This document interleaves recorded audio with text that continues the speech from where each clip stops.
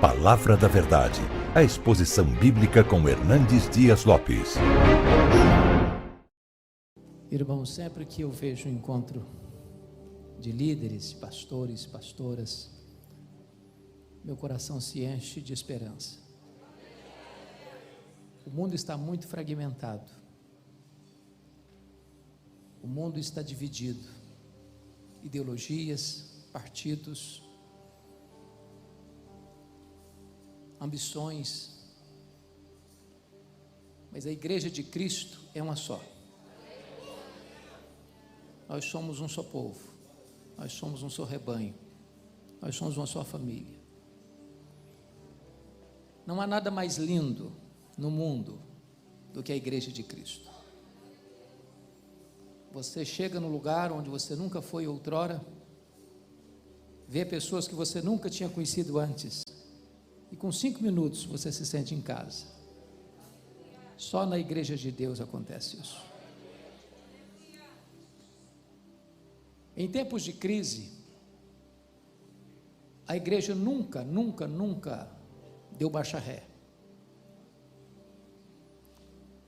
Historicamente, a igreja avançou, cresceu, se fortaleceu. E a visão do líder é fundamental nesse momento. Porque enquanto tantos apostam no fracasso, enquanto tantos acham que vamos ter tempos sombrios, nebulosos, a igreja avança. Porque neste vozerio de pessimismo, a igreja tem uma palavra de segurança. Deus está no trono. As rédeas da história estão em suas mãos. E nós temos uma mensagem que não conhece fracasso. É o Evangelho de Jesus Cristo.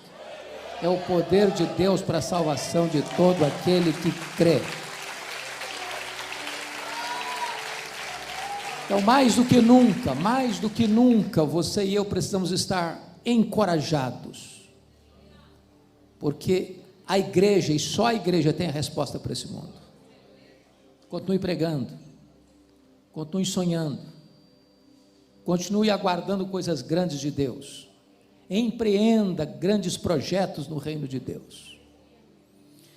Eu quero repartir com vocês um texto, e talvez eu vou ter que dividir esse texto em 2 partes, para não passar por ele com muita rapidez. Está em Atos dos Apóstolos, capítulo 20, e eu peço que você abra. Nós vamos ler todo o texto agora, e vamos até onde o pastor vai me dar um sinal.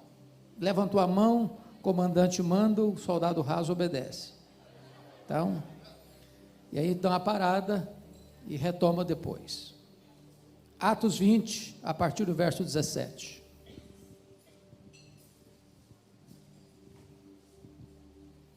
De Mileto mandou a Éfeso chamar os presbíteros da igreja. E quando se encontraram com ele, disse-lhes: vós bem sabeis como foi que me conduzi entre vós em todo o tempo, desde o primeiro dia em que entrei na Ásia, servindo ao Senhor com toda humildade, lágrimas e provações que pelas ciladas dos judeus me sobrevieram, jamais deixando de vos anunciar coisa alguma proveitosa e de vou-la ensinar publicamente e também de casa em casa, testificando tanto a judeus como a gregos o arrependimento para com Deus e a fé em nosso Senhor Jesus Cristo. E agora, constrangido em meu espírito, vou para Jerusalém, não sabendo o que ali me acontecerá, senão que o Espírito Santo, de cidade em cidade, me assegura que me esperam cadeias e tribulações. Porém, em nada considero a vida preciosa para mim mesmo, contanto que complete a minha carreira e o ministério que recebi do Senhor Jesus, para testemunhar o evangelho da graça de Deus. Agora eu sei que todos vós, em cujo meio passei pregando o reino, não vereis mais o meu rosto. Portanto, eu vos protesto no dia de hoje, que estou limpo do sangue de todos, porque jamais deixei de vos anunciar todo o desígnio de Deus. Atendei por vós e por todo o rebanho sobre o qual o Espírito Santo vos constituiu bispos, para pastoreardes a igreja de Deus, a qual ele comprou com seu próprio sangue.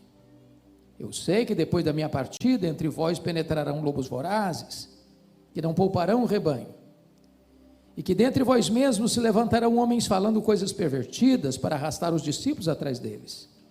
Portanto, vigiai, lembrando-vos de que por 3 anos, noite e dia, não cessei de admoestar com lágrimas a cada um. Agora, pois, encomendo-vos ao Senhor e à palavra da sua graça, que tem poder para vos edificar e dar herança entre todos os que são santificados. De ninguém cobicei prata, nem ouro, nem vestes. Vós mesmos sabeis que estas mãos serviram para o que me era necessário, a mim, que aos que estavam comigo. Tenho-vos mostrado em tudo que, trabalhando assim, é mister socorrer os necessitados e recordar as palavras do próprio Senhor Jesus: mais bem-aventurado é dar que receber. Tendo dito isto, ou tendo dito estas coisas, ajoelhando-se, orou com todos eles. Então, houve grande pranto entre todos, e abraçando afetuosamente a Paulo, beijavam, entristecidos, especialmente pela palavra que ele dissera, que não mais veriam o seu rosto. E acompanharam-no até o navio. Amém. Bom, deixe-me colocar isto dentro do seu contexto. Paulo passara 3 anos em Éfeso, na sua 3ª viagem missionária. Éfeso era a capital de uma província, a Ásia Menor. Na época, uma cidade metropolitana com mais de 300 mil habitantes, uma das maiores do mundo da época. Éfeso hospedava o templo da deusa Diana, 4 vezes maior do que o Partenon de Atenas, uma das 7 maravilhas do mundo antigo. A cidade de Éfeso era uma cidade fortemente ligada ao comércio, porque a rota do mundo passava por ali. Éfeso era uma cidade idólatra, porque o templo da deusa Diana, além de ser uma beleza raríssima, era também o principal produto do comércio dos pessoas que chegavam e saíam de Éfeso, os turistas de Éfeso. Os nichos do templo, miniaturas do templo, era o principal produto de souvenir. Além de ser uma cidade idólatra, era uma cidade fortemente marcada pelo ocultismo. Agora pensem comigo que Paulo chega ali em 3 anos. Sobrenaturalmente ele impacta a cidade, a ponto da idolatria recuar, dos feiticeiros convertidos queimar os seus livros em praça pública, avaliados em mais de 50 mil denários, a palavra de Deus prevalecer na cidade, e em 3 anos ele plantar igrejas em toda a província: Esmirna, Pérgamo, Tiatira, Sardes, Filadélfia, Laodiceia, Colossos e Herápolis. Eu fico pensando hoje, com toda a tecnologia que temos, televisão, rádio, bíblias impressas, folhetos, internet, Facebook, Instagram, Zap, tudo mais. Um pastor chega numa cidade de 300 mil habitantes, em 3 anos, via de regra, nem conhecido ele é na cidade ainda. Não tem outra explicação para o êxito de Paulo em Éfeso, a não ser a obra soberana e sobrenatural do Espírito Santo na sua vida e através da sua vida. Mas não foi fácil não. Ele chega a comentar, ao escrever à igreja de Corinto, enquanto estava em Éfeso, que ele enfrentou em Éfeso lutas, aliás, feras. Ele enfrentou tribulação acima da sua força, a ponto de desesperar-se da própria vida. Parece que quanto mais pressão a igreja enfrenta, mais a igreja avança, mais a igreja cresce. Sucesso no ministério não é a ausência de tensão, não é a ausência de pressão, não é a ausência de tempos difíceis. E então agora, depois de 3 anos, Paulo está saindo de Éfeso, indo para Jerusalém para levar as ofertas que ele recolhera entre as igrejas gentílicas para os pobres da Judéia, em virtude da fome que assolou o mundo no período de Cláudio, imperador Cláudio. E então ele para aqui em Mileto, chama os presbíteros para uma espécie de discurso de despedida, onde ele vai abrir o coração e partilhar com eles suas instruções de como eles deveriam se portar na igreja. E esta palavra de Paulo com esses presbíteros, que ele chama também de pastores e de bispos, serve para nós hoje como que um farol a guiar os nossos passos, nos tempos turbulentos em que estamos vivendo. O mundo está em convulsão, estamos vivendo uma onda de cristofobia no mundo inteiro. Países que outrora tinham coragem e orgulho de levantar a bandeira do Evangelho, parece que estão enrolando esta bandeira, se envergonhando dela. E é nessa hora, irmãos, que nós, pastores e líderes, precisamos nos levantar. Que as cortes recuem, que os parlamentos recuem, que os palácios recuem, a igreja não há de recuar, em nome de Jesus.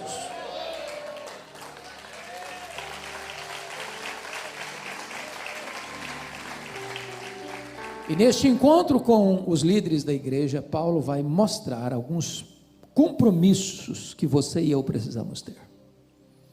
Eu quero partilhar com vocês 7 compromissos que nós devemos assumir hoje. Já assumimos, mas precisamos renová-los.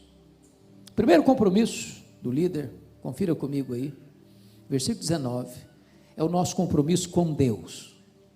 Olha o verso 19: servindo ao Senhor com toda humildade, lágrimas e provações que pelas ciladas dos judeus me sobrevieram. A pergunta elementar, básica, mais essencial e não óbvia é: a quem estamos servindo? Porque é possível que a gente entre para o ministério, realize o ministério com motivações equivocadas. Servimos a nós mesmos? Servimos a denominação? Servimos a igreja? Servimos a grupos da igreja? A famílias da igreja? A quem estamos servindo? Porque quem serve a Deus não depende de aplausos e nem se desencoraja com críticas. Quem serve a Deus não está atrás de holofotes. Quem serve a Deus não levanta monumentos a si mesmo. Quem serve a Deus não tem medo de perseguição. A quem estamos servindo? Porque se isso não estiver claro no nosso coração, irmãos, nós podemos até fazer uma grande obra, mas a motivação não é boa, não está certa. E vocês sabem disso, Deus está mais interessado em motivação do que em ação. O fato, entretanto, de nós estarmos a serviço de Deus, não significa que vamos ter vida fácil. Ele diz, pelo fato de estar servindo a Deus, ele tem que fazer isso com humildade, ele tem que fazer isso com lágrimas, ele enfrenta provações, ele enfrenta até ciladas. Há determinados problemas que você só enfrenta pelo fato de estar servindo a Deus, pelo fato de você não negociar princípios e valores. O mundo nunca vai nos aplaudir pelo fato de estarmos servindo a Deus, porque o mundo sempre odiou Jesus, e ele vai odiar Jesus em nós. É uma tolice da igreja pensar que se eu imitar o mundo, eu vou ganhar o mundo. Não, o mundo está farto dele mesmo. Você só pode impactar o mundo quando você é diferente dele. A quem estamos servindo? Que o nosso coração, como cantamos agora, tem tudo a ver com Ele, que o nosso coração seja totalmente dEle, porque dEle, por meio dEle, para Ele, são todas as coisas. Não é o nosso nome, não é a nossa denominação, não é a placa da nossa igreja, não é o nosso ministério, é a glória dele. Nós estamos a serviço dele, nós somos servos dele, nós somos embaixadores dele, nós somos chamados por ele, nós vivemos para ele, para a glória dele, e é isso é a essência do ministério.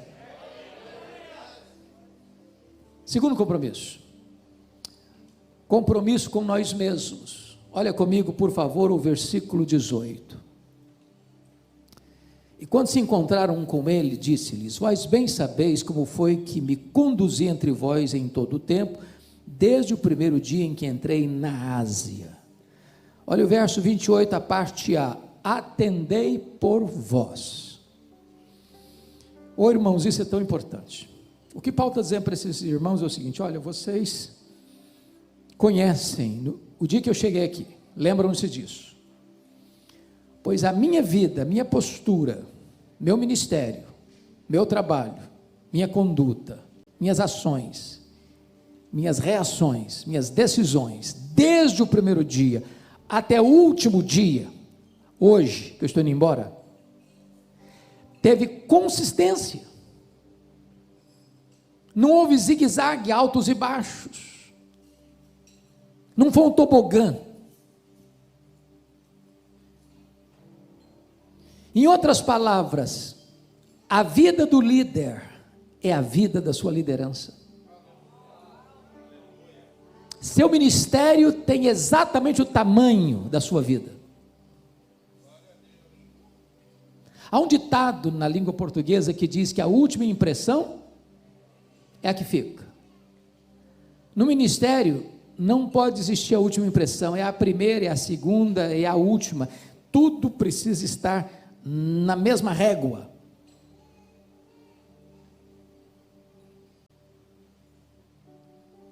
É claro que você e eu somos sujeitos a falhas, a erros, a pecados. É claro que Paulo também não está aqui defendendo o perfeccionismo, no sentido de que o líder não peca, o líder não transgride. Não, nós somos pecadores. Aliás, quanto mais santo você for, mais consciência de pecado você tem. As pessoas que mais choraram pelos seus pecados não foram as pessoas que mais pecaram, foram as pessoas que mais perto de Deus andaram. Paulo chega a dizer: eu sou o maior dos pecadores, eu sou o menor dos santos. Aliás, eu não sou nem digno de ser chamado apóstolo. Mas nós precisamos cuidar da nossa vida, do nosso coração, das nossas motivações. Por isso Paulo diz: atendei por vós. Talvez a ovelha mais difícil do rebanho é aquela que nós vemos diante do espelho.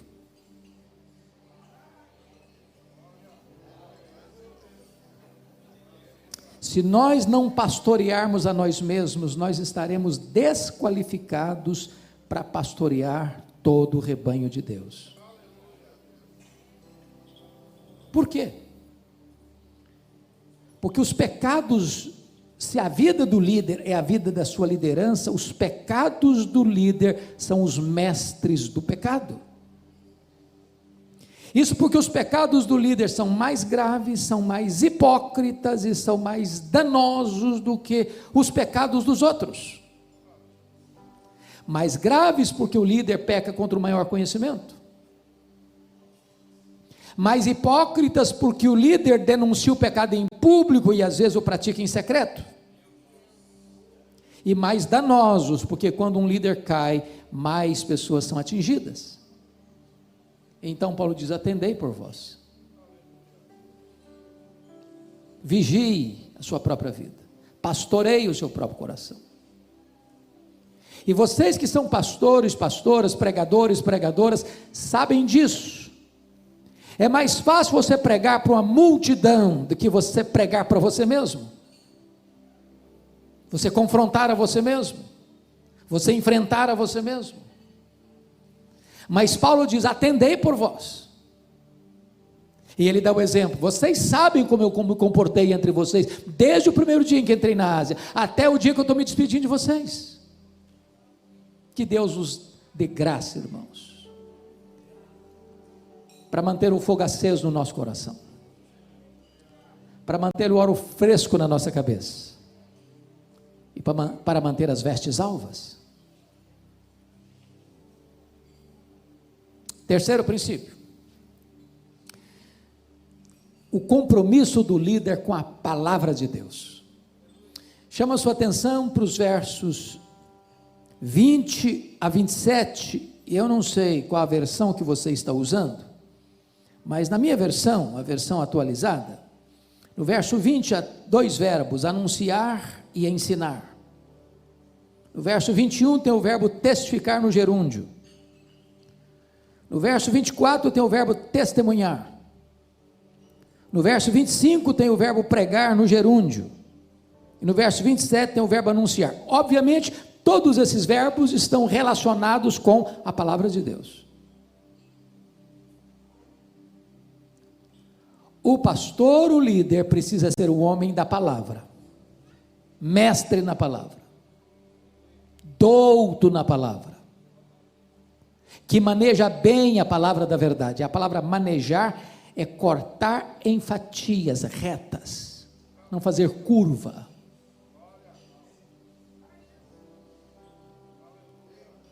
Você precisa comer a palavra, se alimentar da palavra, amar a palavra. Nas palavras de Paulo, a primeira carta de Timóteo, você precisa se afadigar na palavra, porque quem se alimenta de leite magro não consegue dar comida boa e consistente para o rebanho. E eu chamo a sua atenção agora para o verso 20. Jamais deixando de vos anunciar coisa alguma proveitosa e de vos ensinar, publicamente também de casa em casa. Chama a sua atenção para esse fato, ensinar publicamente também de casa em casa. Ou seja, ensinar para uma grande congregação e ensinar num pequeno grupo. Por que que isso é importante hoje? Para você não correr o risco de ser um pastor seletivo. O que é que eu quero dizer com isso? Cuidado para você não nutrir no coração a falsa ideia de que você é importante. Você não é importante, importante é a palavra. Importante é a palavra. Você passa, eu passo, nós passamos, a palavra de Deus permanece para sempre. Você é apenas um vaso de barro, o que tem valor é o que está dentro do vaso. Mas se você não tomar cuidado, você começa a achar que você é importante, e aí você começa a ficar seletivo. Ô irmãos, nós estamos vivendo um tempo tão difícil, e vocês sabem disso. Você manda um convite para um pastor, ele não te responde, ele manda um questionário para você, manda um questionário, e lá no finalzinho, ele pergunta assim: quanto você intenta investir no meu ministério? Tudo aquilo antes do questionário só tem a ver com esse finalzinho aqui. Quanto você vai dar? Qual o cachê?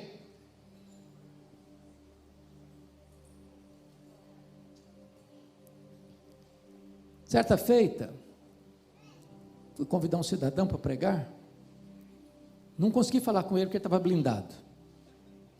Tem pastor que está blindado. Com muito custo consegui falar com a secretária, e quando eu fiz o convite, ela disse assim: não, nosso pastor não prega mais em igreja, só prega em grandes encontros. Eu não me contive, disse: então, fala para o seu pastor que ele é mais importante do que Jesus, do que o apóstolo Paulo. Porque pelo que me consta, Paulo ensinava publicamente e também de casa em casa. Pelo que me consta, Jesus pregou os seus melhores sermões para uma pessoa só. Então cuidado, pastor, para você não achar que você é grande. E ao receber um convite de uma igreja pequena, ou de uma igreja de bairro, ou de uma congregação de chão batido, não, lá eu não vou, eu sou agora um cara muito importante, eu só vou em grandes igrejas, ou em grandes congressos. Para com isso. Para com isso. Eu não estou dizendo que você não possa ser estratégico e responsável com a mordomia do seu tempo, estou dizendo isso não. O que estou lhe dizendo é para você vigiar o seu coração. Eu gosto e faço isso. Atenda algumas agendas propositadamente daquela igreja de baixar a portinha assim, ó. Faço questão.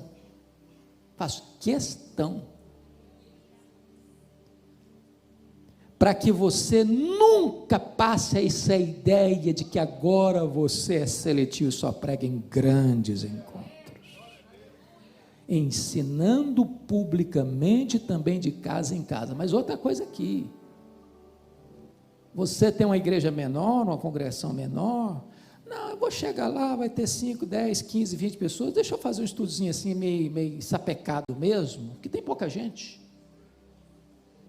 Prepare-se, como se você fosse pregar numa grande cruzada, num estágio lotado, para pregar para 5, para 10, para 15, para 20 pessoas. Faça com excelência. Faça com excelência. Motivação. Mas há outra coisa que eu destaco.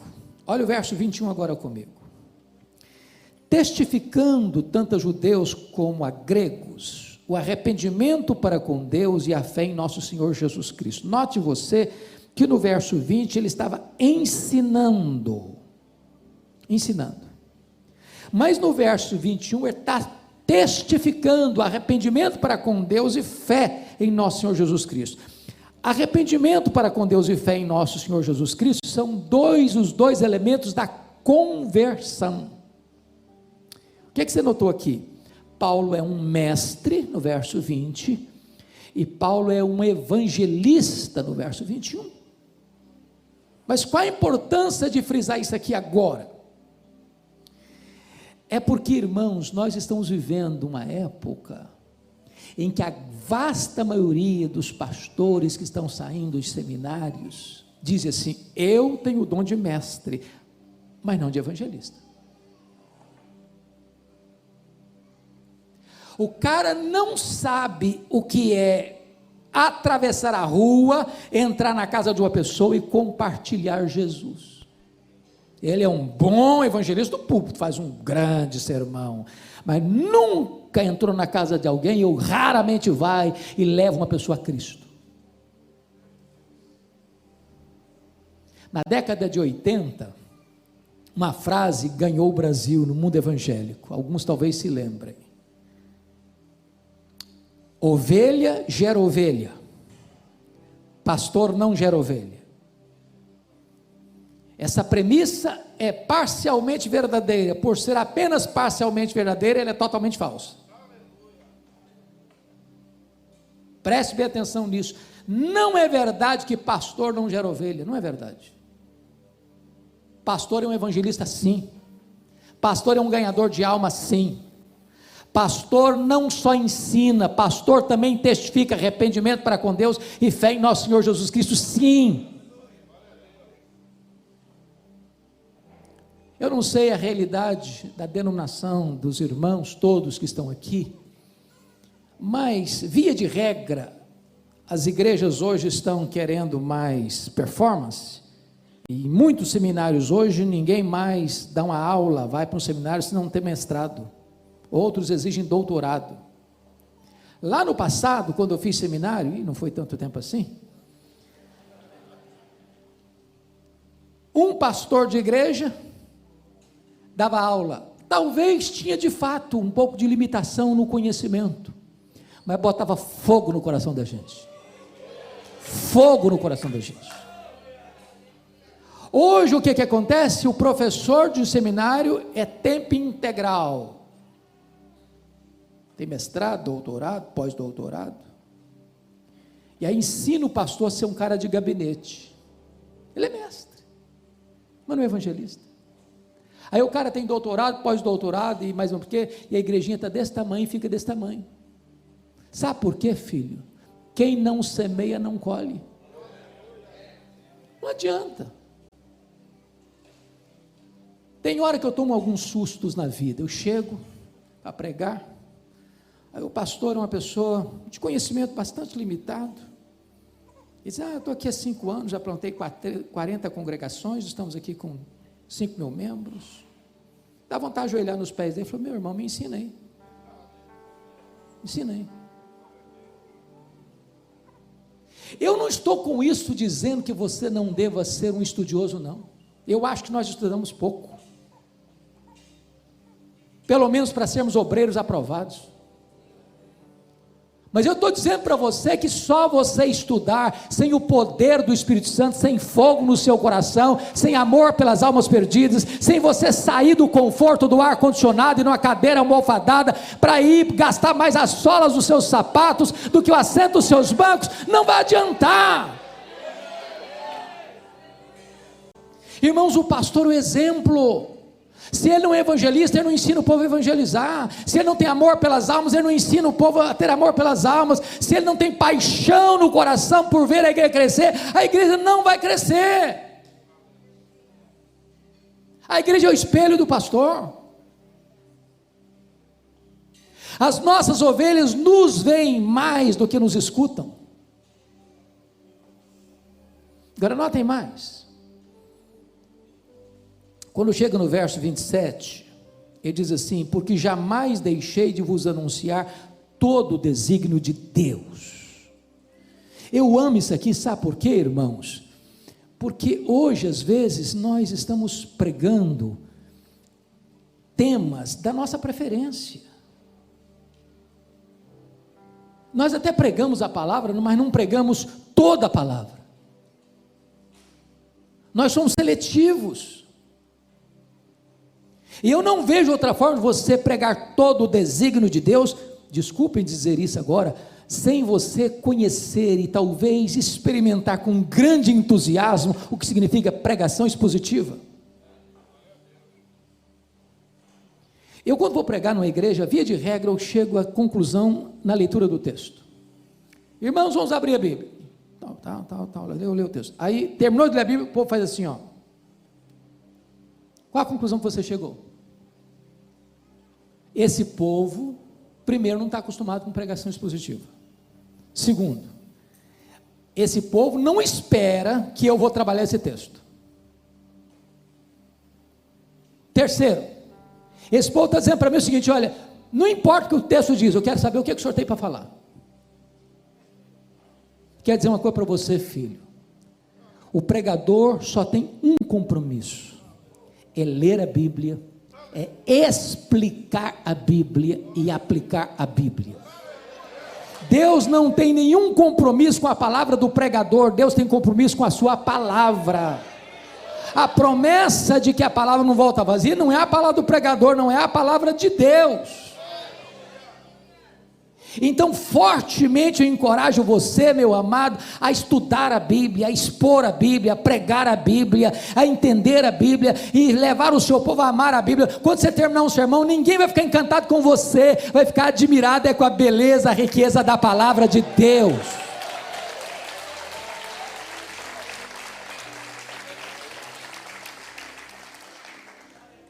Quarto princípio. Olha comigo, por gentileza, o versículo 24. Porém, nada considero a vida preciosa para mim mesmo, conquanto que eu complete a minha carreira e o ministério que eu recebi do Senhor Jesus, para testemunhar o evangelho da graça de Deus. Há 3 coisas que eu chamo a sua atenção aqui, fundamentais. Primeiro, vocação. Vocação. Ministério que recebi do Senhor Jesus Cristo. Paulo não é um voluntário. Paulo é alguém que foi chamado. Ele não abraçou o ministério por outras motivações. Ele foi convocado. Mas o que é vocação? John Joyce, no seu livro Pregador, Sua Vida e Sua Obra, diz que muitos pensam que vocação é o seguinte: fulano tentou vestibular, hoje não tem mais, o Enem também, mistura Enem com vestibular, vamos pensar na antigüedade, tentou vestibular para medicina, não passou, Aí o cara tentou vestibular para engenharia, também não passou. Aí ele tentou para advocacia, também não passou. Aí ele tentou para economia, também não passou. Aí dá um start na cabeça dela. Ah, claro, gente, claro, olha aí. Óbvio, Deus está me chamando para o ministério. Toda a porta fechada é porque Deus está me chamando para o ministério. Isso não é vocação, não. Vocação é quando você tem todas as portas abertas e você só enxerga uma porta. É o chamado de Deus para a sua vida. Isso é vocação. Algemas invisíveis. Você pode até tentar recuar, mas isso vai ser um fogo no seu coração. Vocação. Ô irmãos, quantas pessoas estão no ministério sem brilho nos olhos? Meu Deus, que loucura! Um dia eu estava numa reunião de liderança de pastores, de avaliação do trabalho do ano, e peguei o relatório de um pastor, e eu fiquei pasmo. Ele fez 35 visitas no ano, uma igrejinha de 100 membros. Eu chamei o cidadão e falou: você deve ter errado aqui, eu acho que você botou os dados do mês no ano. Eu falei: não, do ano mesmo. Fui apertando o cara, falou: onde você estava, meu filho? Eu estava na internet. Ô irmãos, tem pastor que sabe tudo das igrejas dos colegas, tudo, mas não cuida da igreja dele. Ô varão, se você foi chamado, põe a sua alma nisso, põe o seu coração nisso, põe a sua energia nisso, põe a sua mente nisso. Você tem que pensar na igreja 24 horas por dia. Meu Deus, me dá estratégia, meu Deus, me dá sonhos, meu Deus, o que é que eu tenho que fazer? Meu Deus, põe no meu coração a tua direção. Oh meu Deus, se tu me chamaste, eu quero estar por inteiro, por completo aqui nesta obra. Me perdoe de dizer isso, talvez eu possa até entristecer alguns aqui, mas tem muito pastor que o sonho da vida dele é ser vereador. O sonho da vida dele é ser vereador. Meu amado irmão, eu gostaria de dizer para você o seguinte: aquilo que Spurgeon disse para os seus alunos: meus filhos, se a rainha da Inglaterra convidar vocês para serem embaixadores em qualquer lugar do mundo, não rebaixem de posto, vocês já são embaixadores do Rei dos Reis e do Senhor dos Senhores.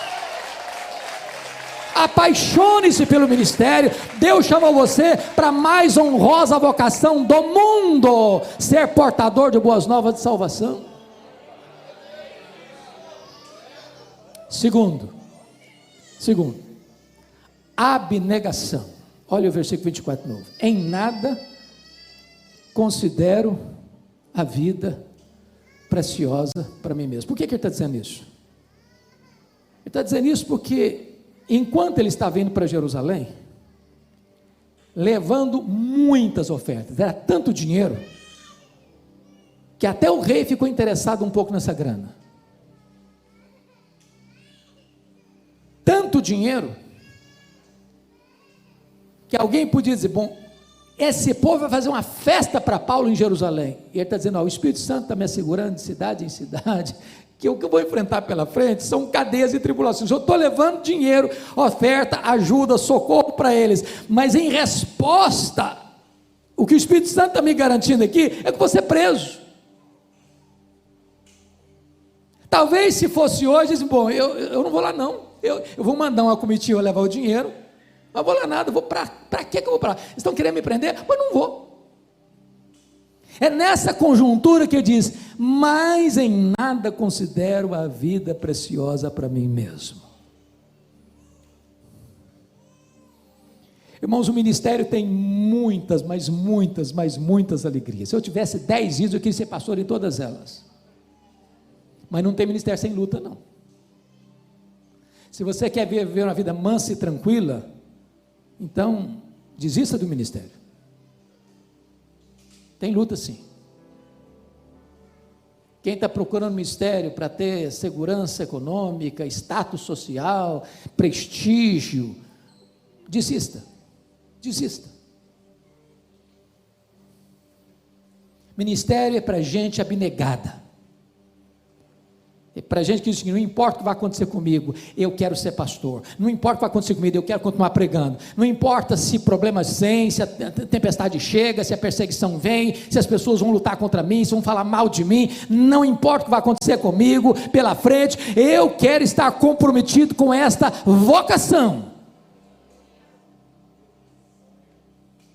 A terceira coisa nesse versículo aí, e a gente dá o break que o pastor pediu. Pode seguir, pastor? Então vamos seguir. Vamos seguir. Tá. Terceiro ponto. Paixão. Vocação, abnegação, paixão. Em nada considero a vida preciosa para mim mesmo, conquanto que eu complete minha carreira e o ministério que eu recebi do Senhor Jesus para testemunhar o evangelho da graça de Deus. Oh, amados irmãos, que coisa preciosa é você testemunhar o evangelho da graça de Deus. Sabe por quê? Você tem a garantia de que você não vai fracassar.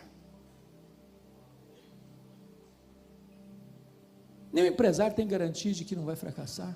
Nenhum comerciante tem garantia de que não vai fracassar. Mas você tem garantia de que você vai ter êxito. Porque este evangelho é o poder de Deus para a salvação de todo aquele que crê.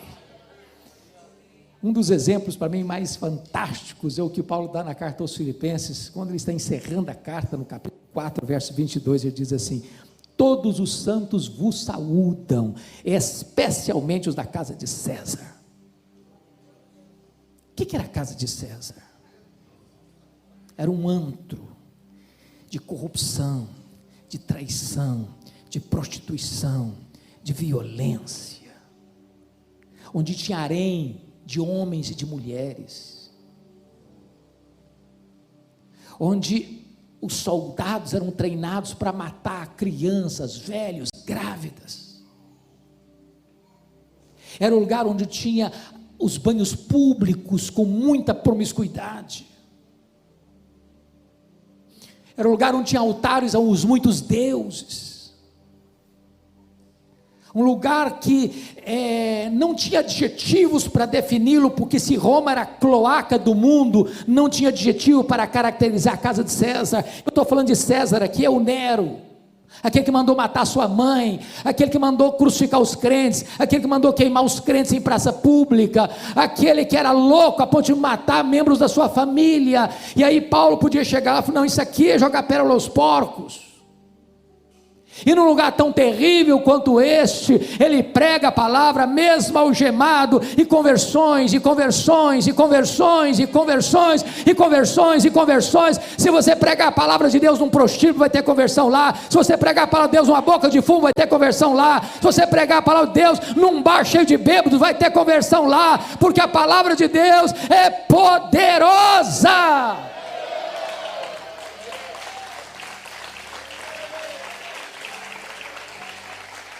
Eu tenho uma paixão, é testemunhar o evangelho da graça de Deus. Ô irmão, deixe que esta palavra queime o seu coração, deixe que o ministério traga brilho aos seus olhos. Para de ficar lamentando, para de ficar reclamando do lugar que você está, da igreja que você está, da cidade que você está. Começa a glorificar a Deus, porque não é o lugar que faz o homem, é o homem que faz o lugar. Não importa se numa grande catedral, não importa se num lugarzinho de chão batido, não importa se numa congregação de bairro, não importa se numa região rural ou numa grande metrópole. O importante é que, se Deus está ali, o deserto da Judeia pode ser o território de um grande reavivamento espiritual.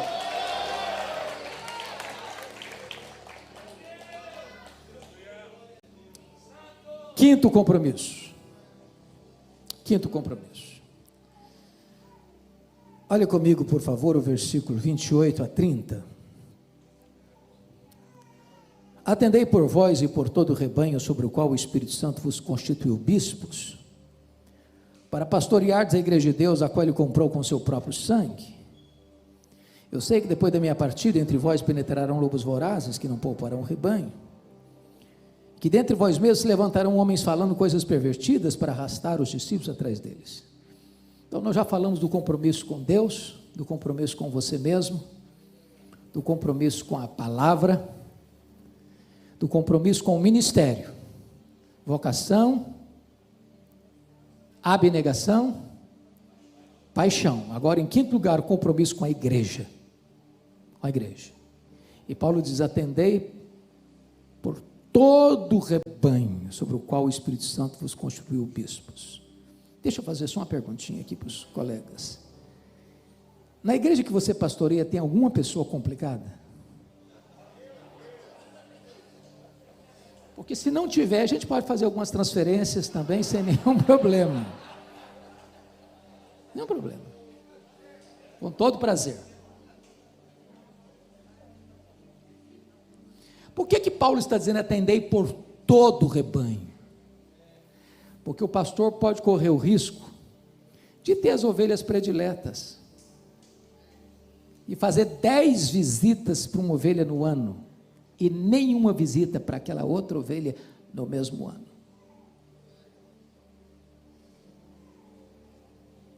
Há ovelhas que mordem o pastor, que escoiceiam o pastor, que abalou o pastor. E Paulo diz: atendei por todo o rebanho. Nas palavras de um pastor mais experiente, quando Deus permite isso é lixa grossa, para dar uma limpada na gente, para botar a gente no nosso devido lugar, para você não achar que você está com uma bola cheia demais, vira um balão de vaidade. Atendei por todo o rebanho.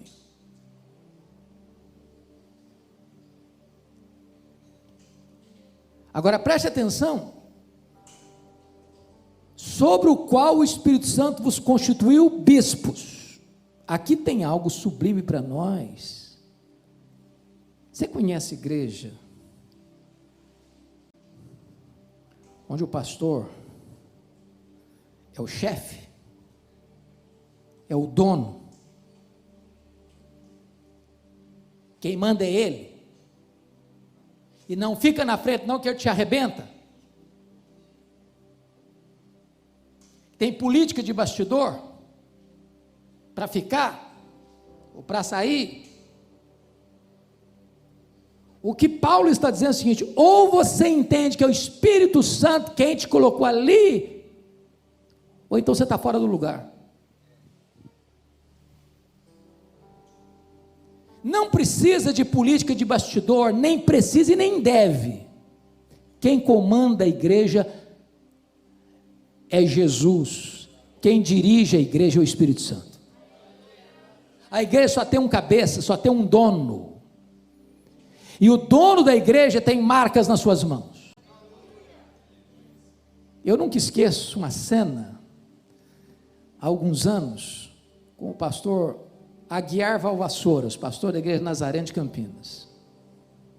Eu estava no carro com ele, ele dirigindo, eu aqui do lado, no carona, e um pastor jovem atrás. O pastor jovem começou a contar do seu trabalho, da sua igreja, do seu ministério, e durante alguns minutos eu falei: a minha igreja, minha igreja, minha igreja, minha igreja, minha igreja, minha igreja, estava sendo repetido com exaustão. Lá pelas tantas, o pastor Valvassouras fez um gesto que me marcou.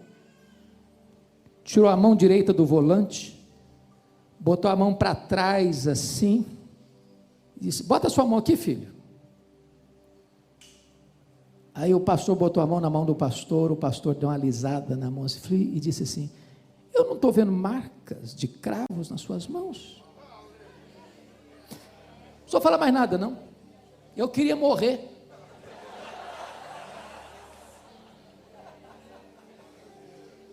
O dono da igreja tem marcas de cravos nas mãos.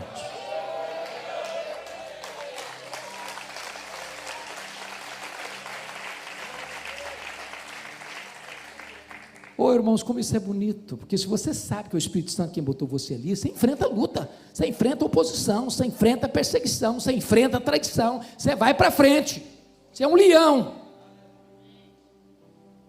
Agora, não queira botar o homem na frente, não queira fazer política de bastidor, não, porque vai dar tudo errado. Tudo errado. E ele prossegue e diz assim: o Espírito Santo vos constituiu bispos para pastoreardes a igreja de Deus. De quem que é a igreja? De Deus. A igreja não é sua, nem minha, nem nossa. Nós podemos e usamos apropriadamente minha igreja, como Paulo diz, o meu evangelho. Mas é óbvio, quando você diz a minha igreja, você não está dizendo que a igreja é sua, propriedade sua, porque hoje, irmãos, é um negócio esquisito. Tem gente vendendo a igreja, porteira fechada. O cara vende o templo, vende os membros, porteira fechada.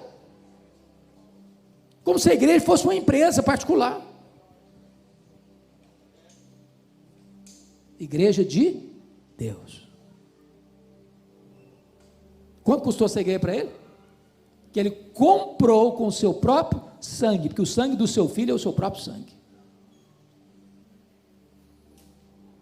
Quando você compreende isso, amado, você começa a entender então qual o seu valor. Você está cuidando do alheio, você está cuidando daquilo que não é seu, você está cuidando daquilo que é de Deus. Você é um mordomo, você é um servo, você não é o chefe é outro. O chefe está sentado no trono, e o chefe tem marcas de cravos nas suas mãos.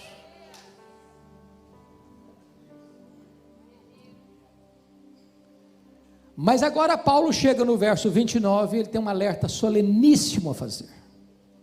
Preste atenção, você que tem talvez o hábito de grifar como eu, preste atenção. No verso 29 ele diz: eu sei que depois da minha partida, entre vós, grife a expressão entre vós. Depois no verso 30 ele diz: e que dentre vós, grife a expressão dentre vós. Aí eu pergunto para você, no verso 29, eu sei que depois da minha partida, entre vós penetrarão lobos vorazes que não pouparão o rebanho. A pergunta é: os lobos estão dentro ou estão fora aqui? Os lobos estão dentro ou estão fora aqui no verso 29? Dentro. Vocês leram direito? Leiam outra vez.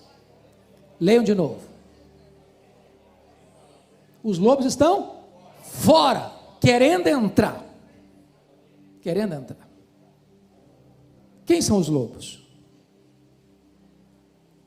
Os falsos mestres, os falsos profetas, aqueles que não trazem o ensino fiel das Sagradas Escrituras. Vocês acham que tem falsos mestres hoje? Tem lobos hoje?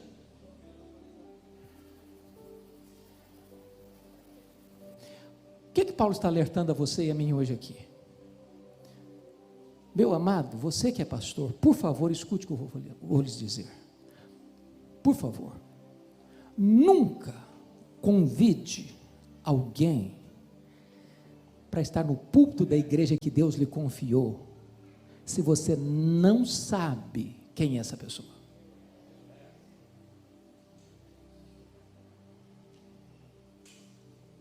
Porque você é o responsável diante de Deus por esse rebanho. Nós vivemos dias complicados, de muitos itinerantes, e talvez você, meu amado pastor, deve passar por isso. O cara está passando: ô fulano, dia tal, estou passando na sua região, hein? Você não quer que eu pregue aí não?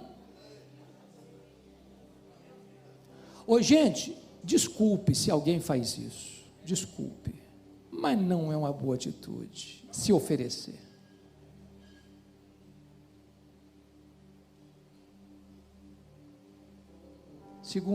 Segundo, não pense que todo mundo que diz que é de Deus, de fato é de Deus.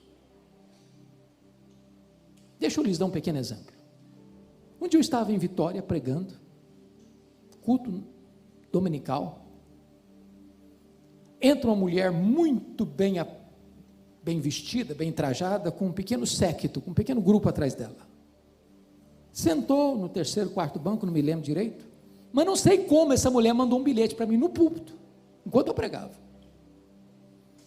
Terminei de pregar, abri o bilhete, e ela disse assim no bilhete: o Espírito Santo me mandou aqui hoje, e eu quero que o senhor me dê a palavra, porque tem uma mensagem para esta igreja, da parte de Deus. Bom, peguei o bilhete, li o bilhete, dobrei o bilhete, botei no bolso, terminei a mensagem, impetrei a bênção. Fui lá para a porta da igreja abraçar os crentes. Essa mulher, cuspindo fogo, chegou e botou o dedo no meu nariz e diz: o senhor impediu que o Espírito Santo falasse à igreja hoje? E eu respondi para ela: o Espírito Santo falou, a senhora que não ouviu. Eu preguei a palavra de Deus aqui hoje. Falei: eu não sei quem é a senhora, não sei de onde a senhora vem, não sei no que a senhora crê, mas pela sua petulância, eu sei que Deus não tinha uma palavra de Deus através da senhora para aqui não. Essa mulher fez um estrago na vida de muitas igrejas em Vitória. Então, irmão, você é o pastor da igreja, cuide desse rebanho, para que os lobos não entrem, porque pode ter certeza, o lobo, ele sempre vem travestido, ele não vem dizendo que ele é lobo, ele não vem mostrando as garras, ele não vem mostrando as presas. Os falsos mestres, via de regra, são muito amáveis no trato, são muito bonitos na fala, eles enredam com o discurso. Cuidado do rebanho de Deus, proteja o rebanho de Deus. Deus colocou você ali como um vigilante das ovelhas, porque ovelha, é muito curiosa essa imagem da ovelha. A ovelha é um animal inseguro, míope, teimoso, que não sabe se proteger, não sabe correr, se cai num buraco não sabe se levantar sozinha. Ou você protege a ovelha, ou ela não tem capacidade de enfrentar o lobo. Mas termino agora então esse período com o versículo 29, olha aí comigo. Eu sei que depois da minha partida entre vós penetrarão lobos vorazes que não pouparão o rebanho. A expressão aí agora é dentre vós. Eu pergunto, o lobo está dentro ou está fora aqui? Está dentro, travestido, enrustido, disfarçado, querendo se levantar e se manifestar para fazer o quê? Para arrastar os discípulos atrás de quem? Atrás deles mesmos. Eles não formam discípulos para Jesus, eles formam discípulos para eles. Porque há dois tipos de grupo que gostam de ovelhas: é pastor para cuidar e lobo para devorar. Quantos de nós conhecemos história de pessoas se levantar de dentro da igreja para fazer um levante, um motim, e arranca pessoas, levam atrás deles mesmos? Cabe ao pastor, cabe à liderança da igreja cuidar disso, para que essas pessoas que estão ali, disfarçadas de ovelhas, mas não são ovelhas, não levem esse rebanho para o sacrifício. Deus nos constituiu não apenas como pastores, mas também como vigilantes das ovelhas que Ele nos confiou. As ovelhas não são nossas, as ovelhas são de Cristo, o bom pastor. Que Deus nos ajude. 5 dos 7 princípios que Paulo transmitiu àqueles presbíteros da igreja de Éfeso: compromisso com Deus, consigo, com a palavra, com o ministério e com a igreja. Agora eu gostaria então de repartir com vocês os últimos 2 princípios que ele vai ensinar, e que certamente são oportunos e necessários para a nossa vida hoje. O 6º princípio está aí nos versos 33 a 35. De ninguém cobicei prata, nem ouro, nem vestes. Vós mesmos sabeis que estas mãos serviram para o que me era necessário a mim e aos que estavam comigo. Tenho-vos mostrado em tudo que, trabalhando assim, é mister socorrer os necessitados e recordar as palavras do próprio Senhor Jesus: mais bem-aventurado é dar que receber. O princípio aqui é o compromisso do líder com dinheiro. Com dinheiro. Esse é um ponto muito sensível, de muita atenção. E eu quero dizer por quê. Porque penso que há 2 extremos, polarização sobre esse assunto. O primeiro extremo, irmãos, é quando o pastor é motivado por dinheiro. Jesus Cristo não chamou César de Senhor. Jesus Cristo não chamou nem mesmo o diabo de Senhor. Mas Jesus chamou o dinheiro de Senhor. Diz que ninguém pode servir a dois senhores. O dinheiro exige tempo integral, dedicação exclusiva. E há muitos pastores que optam por esta ou aquela igreja, pelo critério do dinheiro. Talvez você e eu já tenhamos conhecimento, eu pelo menos tenho, de um pastor que chega numa igreja, com entusiasmo, comunica para o rebanho sua alegria em estar ali, de como Deus o enviou para ali. Daqui a 3 meses, ele recebe um convite de uma igreja maior, que paga o dobro do salário, e ele chega para a igreja e diz: meus irmãos, o Espírito Santo está me mostrando que Deus tem coisas mais amplas para mim. Quando toda motivação para ir da igreja A para a igreja B, foi o salário maior que vai receber. Eu não tenho nenhum problema com um pastor que sai da igreja A para a igreja B,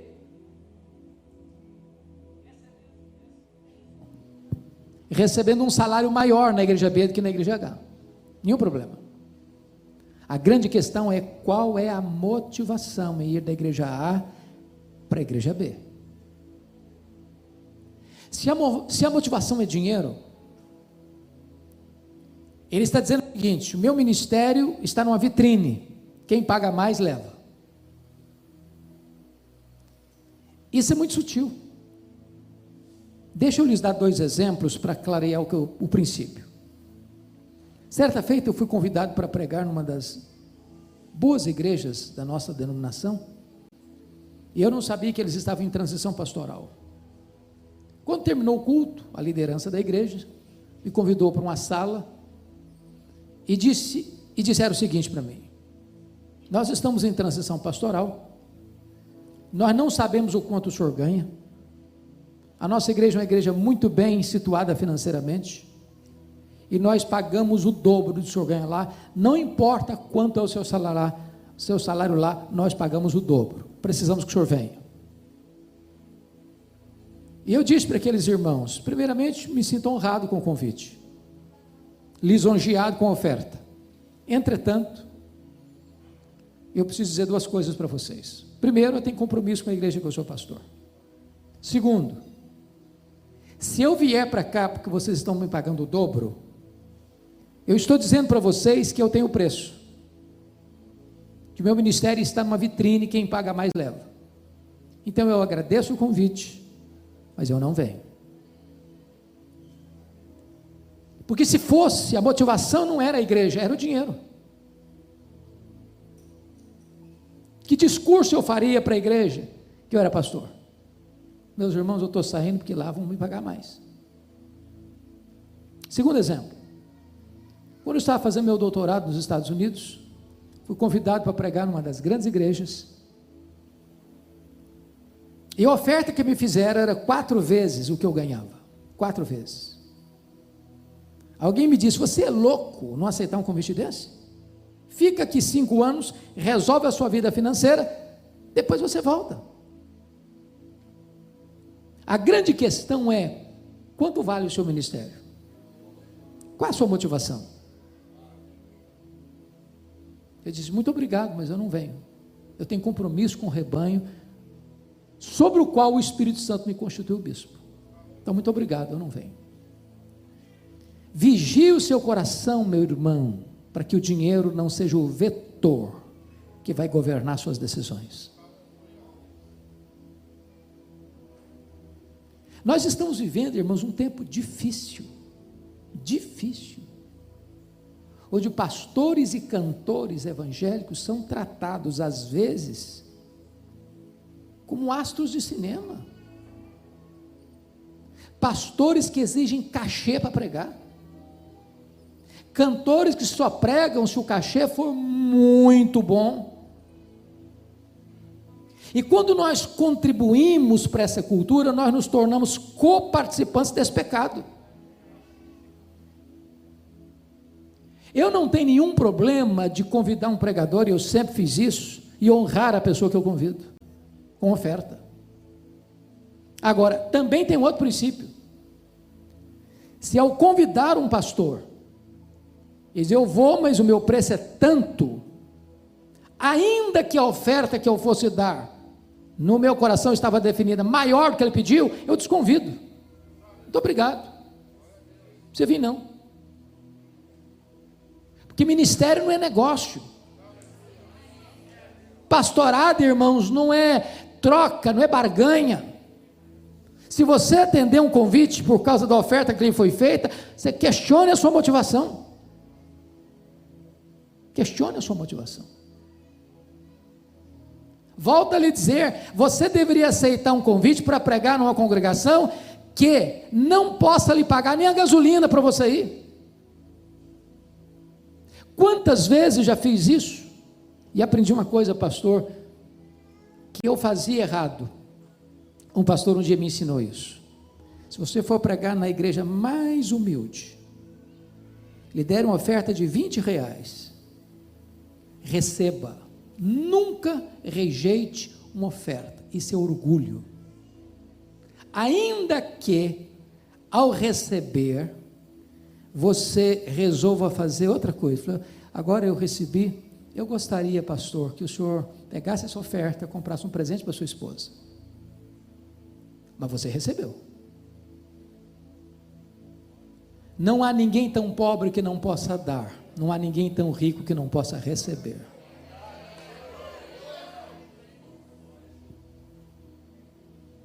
Agora, nós não podemos contribuir com essa tendência, irmãos, de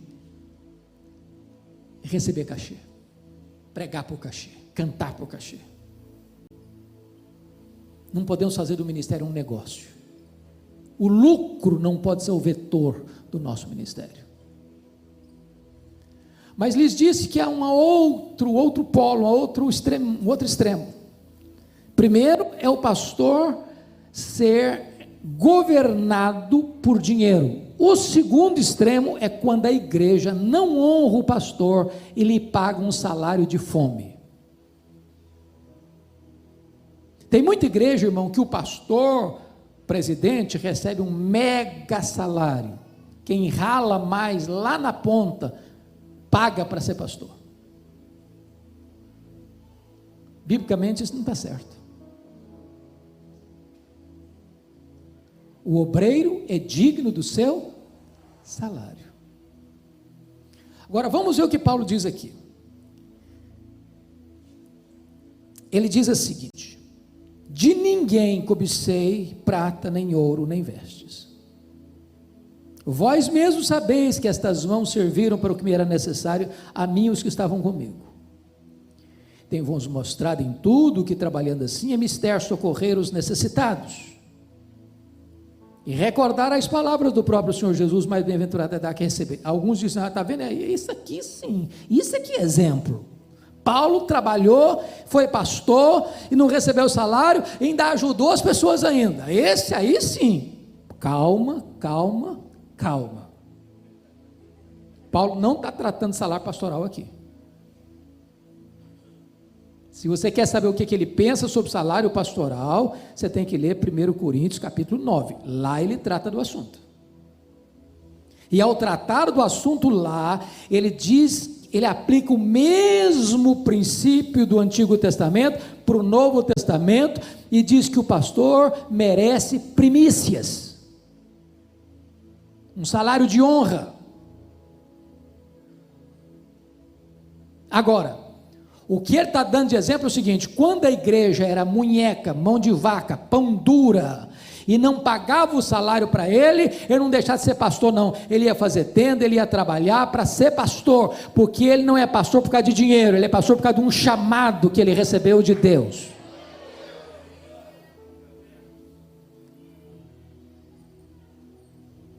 Então, se eu estou falando para um líder de igreja aqui hoje, que define o salário pastoral da igreja, Meu irmão, não permita que o seu pastor tenha um salário de fome. Que o seu pastor não durma de noite sabendo como é que ele vai pagar as contas.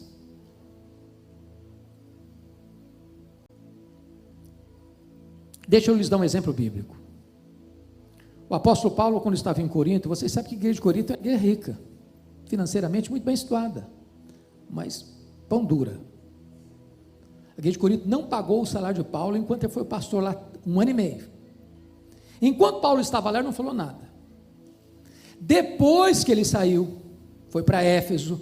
De Éfeso ele escreve as 2 cartas aos Coríntios. E aí ele puxa a orelha da igreja. Vamos ver isso? Abra sua Bíblia aí comigo em 2 Coríntios. 2 Coríntios.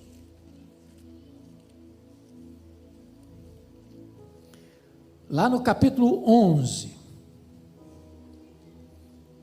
versículo 8. Se eu fosse membro da igreja de Corinto, eu ficaria com vergonha de receber essa carta.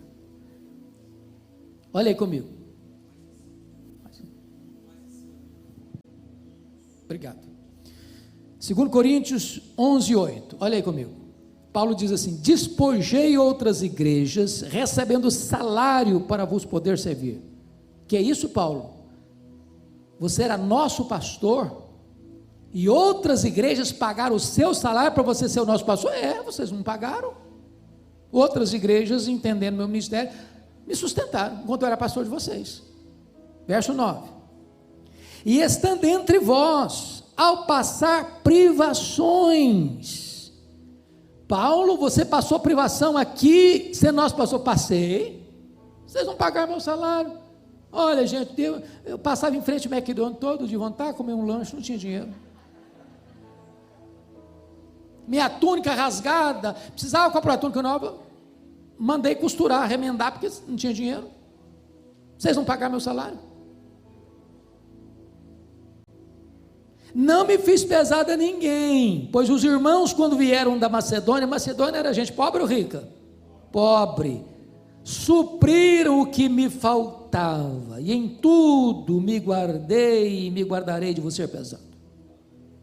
Em outras palavras, os irmãos pobres da Macedônia, ao ver eu ser pastor de vocês, passando privações aqui, me supriram. Era para ficar com a cara no chão de vergonha, não? Mas ele dá o tiro da misericórdia nessa igreja, no capítulo 12, verso 13. Olha o que ele diz aí. Porque em que tendes vós sido inferiores às demais igrejas? Aí ele chama a igreja de Corinto da igreja inferior. A última nota mais baixa na avaliação de todas as outras igrejas.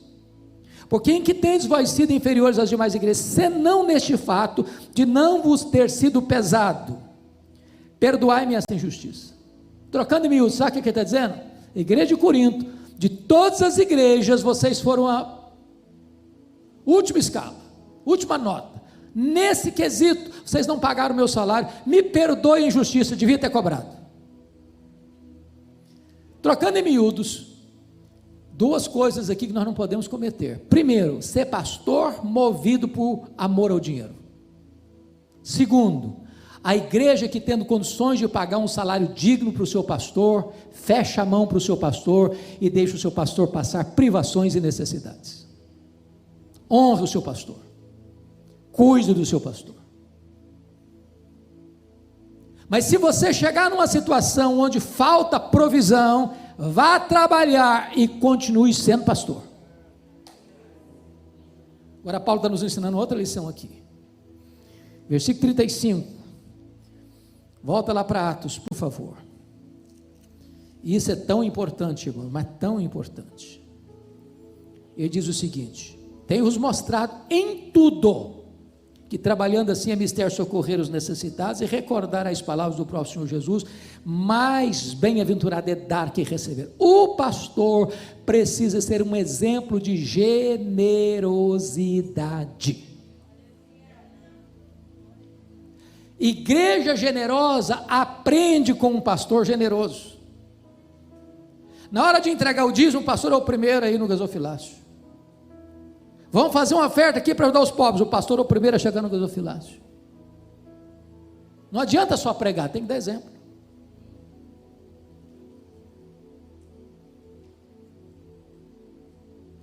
Oh, amados irmãos, como isso é fundamental, porque as nossas ovelhas aprendem muito mais olhando para nós do que escutando a nós.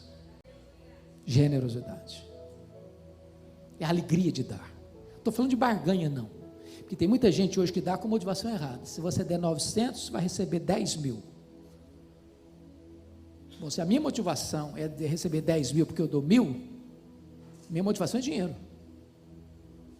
Eu dou para a glória de Deus, eu dou para socorrer o necessitado. Eu sei que Deus é o Deus que retribui.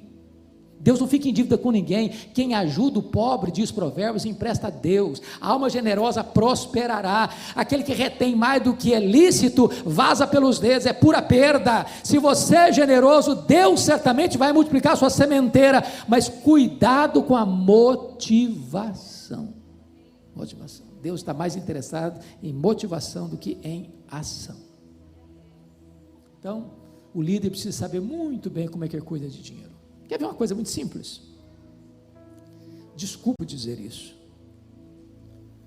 Pastor, não cuide de finanças da igreja, sobretudo se você estiver sozinho. Mas eu sou honesto. Claro que você é honesto, mas a Bíblia diz que você tem que fugir da aparência do mal. Quando Paulo levantou aquela grande oferta entre as igrejas antigas para mandar para Jerusalém, perceba isso, ele não levou a grana não, levou não, ele nomeou uma comissão para levar. Isso é transparência, isso é cuidado, isso é prevenção.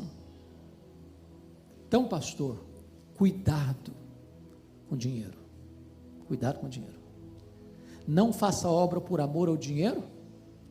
E igreja, cuide do seu pastor, dando a ele um salário digno. Mas o último princípio, sétimo princípio, veja comigo, por gentileza, versos 36 a 38. Tendo dito estas coisas, ajoelhando-se, orou com todos eles. Então o grande pranto entre todos, e abraçando afetuosamente a Paulo, o beijavam, entristecidos, especialmente pela palavra que ele dissera, que não mais veriam o seu rosto, e acompanharam-no até o navio. É a relação do pastor com a afetividade. Bom, Paulo estava em Éfeso há 3 anos. É claro que ele não chegou hoje e já nomeou presbíteros. Claro, ele plantou a igreja, relacionou-se com aqueles irmãos, discipulou aqueles irmãos. Depois eles foram eleitos presbíteros. Então tinha menos de 3 anos que Paulo se relacionava com eles. Tempo suficiente para eles criarem um relacionamento tão bonito, tão profundo, tão leal, que quando Paulo está se despedindo deles, num lugar público, eles se abraçam, eles se beijam, eles choram, demonstram afeto. Irmãos amados, eu tenho percorrido o Brasil, tenho pregado em igrejas ultra-ortodoxas, que se uma mosca voar, você escuta o barulho, e igrejas ultra-pentecostais, onde você tem que pedir calma, calma, calma.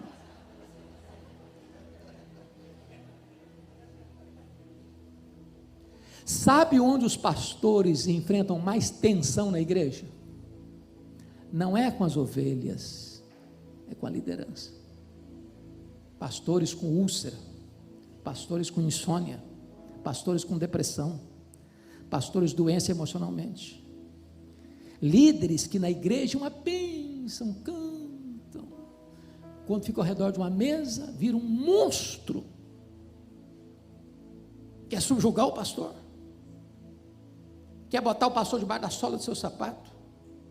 Pastor chega na igreja, primeiro dia a saudação é assim: você está de passagem, nós somos daqui, então abra os olhos, quem manda aqui somos nós.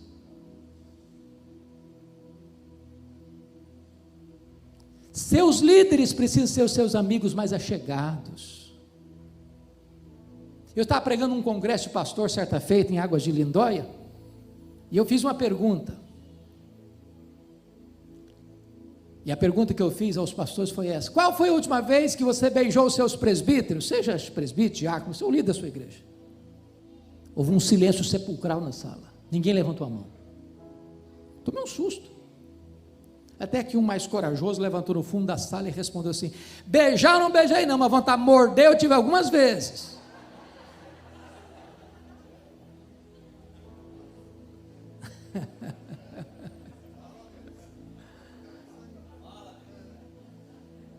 Oi, gente, nós temos que ser mais amáveis, nós temos que ter um pouco mais de mel.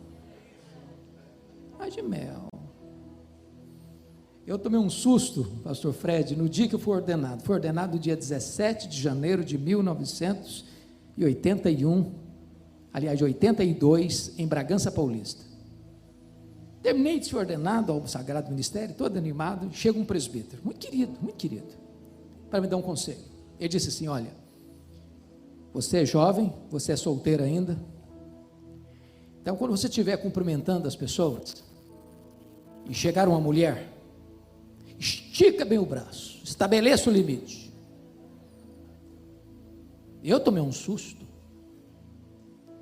eu disse: meu irmão, primeiro conselho que estou recebendo, sinto muito, mas não posso obedecer, por duas razões. Primeiro, porque eu acho que a Bíblia não me ensina isso. Segundo, porque eu não sou assim, eu abraço até poste no meio da rua. Não dá para mim esse trem, não. Agora, o que eu vou prometer ao senhor é o seguinte: eu quero abraçar a criança, a adolescente, a jovem mais bonita da igreja, a senhora e a vovozinha de 90 anos do mesmo jeito. Do mesmo jeito. Se a pessoa vier tirar uma casquinha, você chega para lá também com educação. Não precisa ser indelicado, não. Com educação. Se você quiser tirar a casquinha, então bote a boca no pó e se arrependa. Agora, seja amável com as pessoas. Seja doce. Pastor tem que ter cheiro de ovelha. Pastor é aquele que a criança corre e abraça as suas pernas e pula no seu colo. Trate os seus líderes com honra.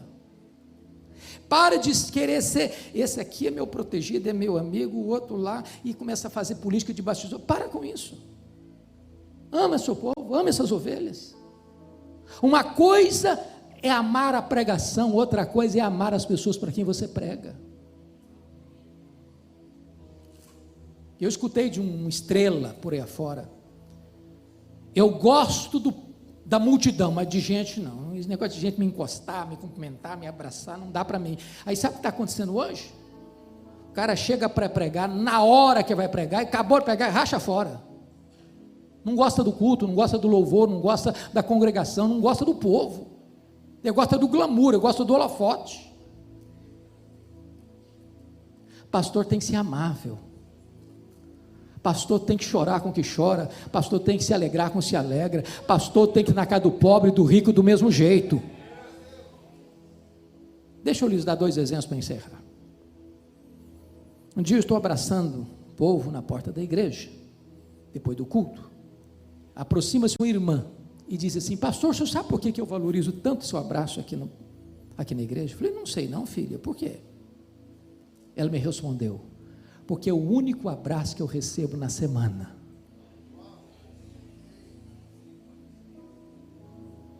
Tem hora que as pessoas precisam na igreja não é de escutar um sermão, não é de receber um abraço, saber que ela é gente, que ela é amada, que ela é importante, que ela tem valor. Cuidado para você não ir jantar só na casa dos ricos. Vai jantar na casa daquele irmãozinho que bota salame na mesa, e aquele salame tem muito mais valor do que uma picanha maturada. Um dia uma irmã me telefonou, disse: pastor, eu estou ligando para o senhor porque está muito longe, está muito difícil eu ir para a igreja, porque eu moro sozinho, é complicado, então eu estou dizendo para o senhor que eu quero ficar aqui numa igreja perto da minha casa. Eu respondi assim para ela, falei: ô filha, só tem um problema, você é tão querida, tão amada, tão importante aqui, que nós não podemos abrir mão da sua vida. A mulher começou a chorar, do outro lado da linha, e disse assim para mim: pastor, não quero ir para outra igreja coisa nenhuma, eu só precisava escutar isso do senhor hoje. Se eu dissesse: não, minha filha, é isso mesmo, você mora sozinha, fica aí mesmo, que fica